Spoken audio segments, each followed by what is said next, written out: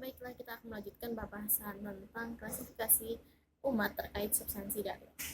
Dalam subbab kali ini ada 4 istilah yang akan saya perkenalkan, yaitu tentang mujtahid, muqallid, dalil hakiki, dan dalil majazi.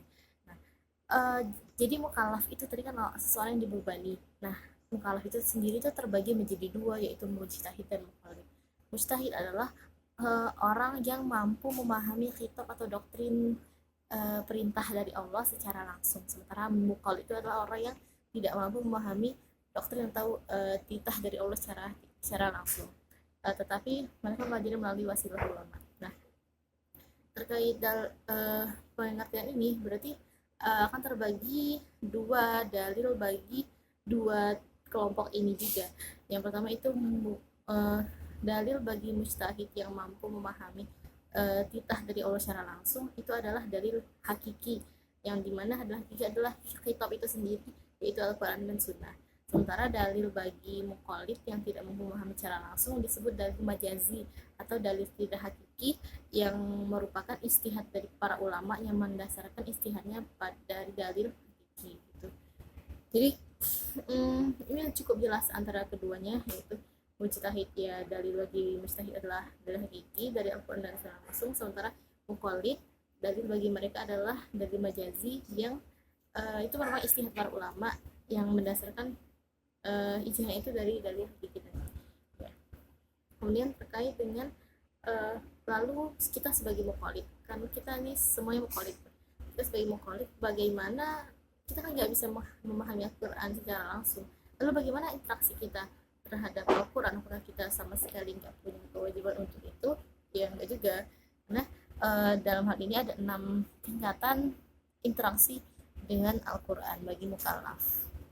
Yang pertama itu adalah beriman secara totalitas pada Al-Quran, di mana hal ini mukallaf, semua mukallaf baik muslim maupun muqallid wajib mengimani dan beriman kepada Al-Quran secara totalitas. Kemudian yang kedua, tilawah membaca Al-Quran, di mana semua mukallaf maupun muqallid maupun mujtahid itu dianjurkan untuk banyak membaca Al-Quran, karena ada keagungan dan karunia dari Allah bagi orang yang banyak membaca Al-Quran. Kemudian yang ketiga adalah menghafal.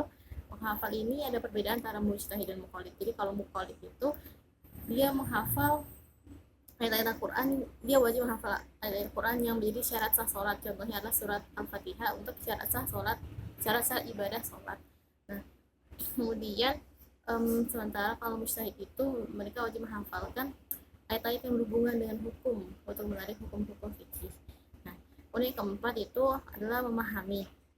Jadi kalau hal dalam memahami ini, kalau mujtahid itu dalam memahami ayat-ayat yang tadi wajib dihafalkan, yaitu ayat-ayat hukum, itu wajib paham banget dengan artian, bukan hanya memahami terjemahnya, namun menarik alat-alat ilmu lainnya seperti ilmu kalam, ilmu bahasa Arab, tafsir, nasikh mansukh, kemudian usul fikih dan lain-lain untuk menarik hukum dari ayat-ayat hukum tersebut. Sementara kalau muqallid seperti kita itu memahaminya sekedar secara umum atau tadabbur, itu kemudian paham asal usulnya begini, berarti kita maksud dari ayat ini begini, hanya seperti sebatas itu, memahami secara umum.